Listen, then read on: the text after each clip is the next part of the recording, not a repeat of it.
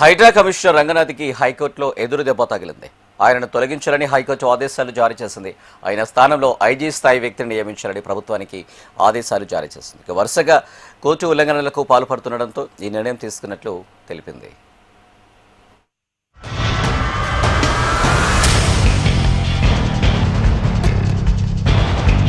చెరువులు, ప్రభుత్వ స్థలాలు కబ్జాలకు గురికాకుండా ప్రభుత్వం ఎంతో ప్రతిష్టాత్మకంగా హైడ్రాను ఏర్పాటు చేసింది.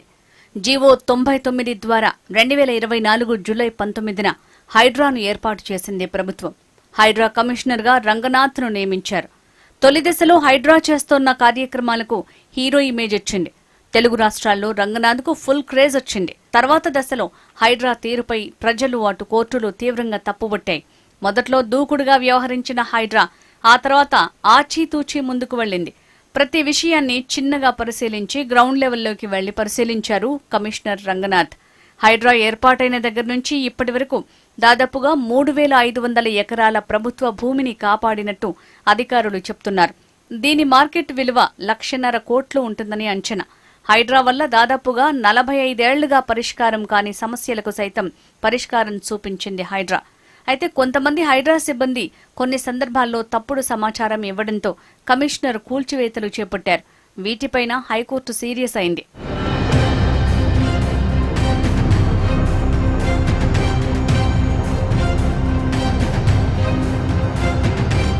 హైడ్రా ఏర్పాటైన దగ్గర నుంచి వివాదాలకు క్యారఫ్ అడ్రస్ గా మారింది.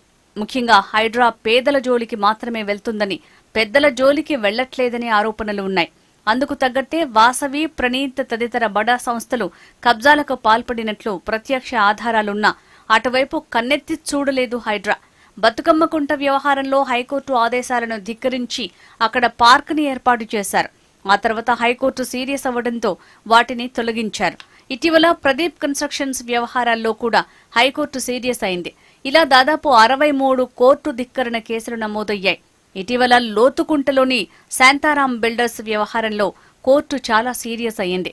ఇంకోసారి ఆ పరిసర ప్రాంతాలకు వెళ్తే ఆర్మీ అధికారులకు చెప్పి అదుపులోకి తీసుకోమని చెప్పాల్సి ఉంటుందంటూ తీవ్రంగా వ్యాఖ్యానించింది హైకోర్టు. ఒక్క శాంతారాం బిల్డర్స్ వివాదంలో 3 సార్లు కోర్టు ధిక్కరణకు పాల్పడ్డారు కమిషనర్ రంగనాథ్. కోర్టుకు వచ్చి క్షమాపణలు చెప్పాలంటూ ఆదేశాలు ఇచ్చారు. కోర్టుకు వెళ్లి క్షమాపణ చెప్పిన రంగనాథ్పై హైకోర్టు సీరియస్ గానే స్పందించింది.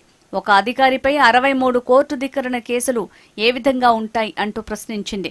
తక్షణమే హైడ్రా కమిషనర్ గా రంగనాథంని తొలగించి ఆ స్థాయిలో ఐజీ స్థాయి అధికారుల్ని నియమించాలని ప్రభుత్వ ప్రధాన కార్యదర్శిని ఆదేశించింది హైకోర్టు.